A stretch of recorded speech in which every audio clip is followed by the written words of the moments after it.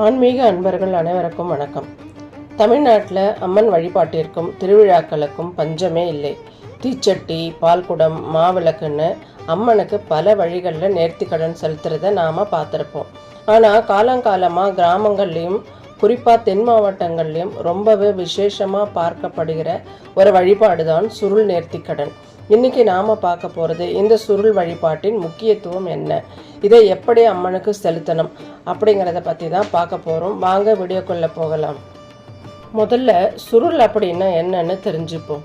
கிராமங்களில் திருமணத்தின் போது பெண் வீட்டார்கிட்ட இருந்து சீர்வரிசை கொண்டு போவாங்க இல்லையா, அதே போல் தங்களோட காவல் தெய்வமான அம்மனுக்கு பக்தர்கள் அன்போடு கொண்டு போகிற ஒரு மங்கள சீர்வரிசை தட்டு தான் இந்த சுருள். வெற்றிலை பாக்கு, வாழைப்பழம், எலுமிச்சம்பழம், பூ, அப்புறம் காணிக்கை, அப்புறம் இதெல்லாம் ஒரு புது துணியில் வச்சு அல்லது தாம்பாளத்தில் வச்சு மடித்து அல்லது அதை சுருட்டி கட்டுறதுனால தான் இதுக்கு சுருள் அப்படின்னு பேர் வந்துச்சு.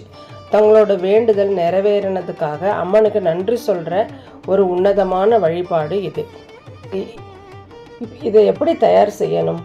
ஒரு வெற்றிலை பாக்கு மேலே பழங்கள், பூ, காணிக்கை வச்சு அம்மனுக்கு சாத்துறதுக்காக பட்டுப்புடவையும் வைக்கலாம்.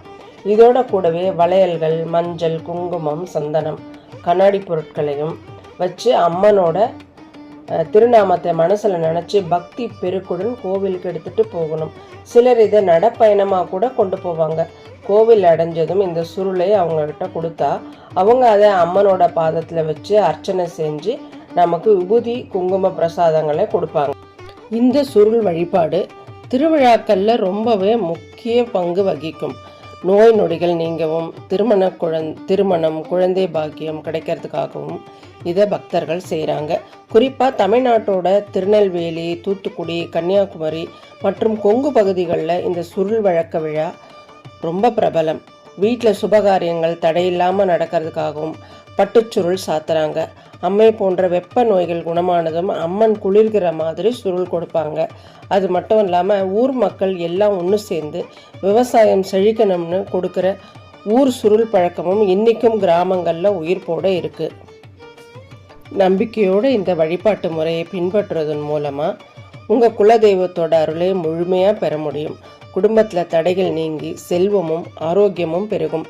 இந்த ஆன்மீக தகவல் உங்களுக்கு பிடிச்சிருந்தா லைக் பண்ணுங்கள், உங்கள் நண்பர்களுக்கும் ஷேர் பண்ணுங்கள். மேலும் இது போன்ற தகவல்களுக்கு நம்ம சேனலை சப்ஸ்கிரைப் செய்ய மறக்காதீங்க. நன்றி. வாழ்க வளமுடன்.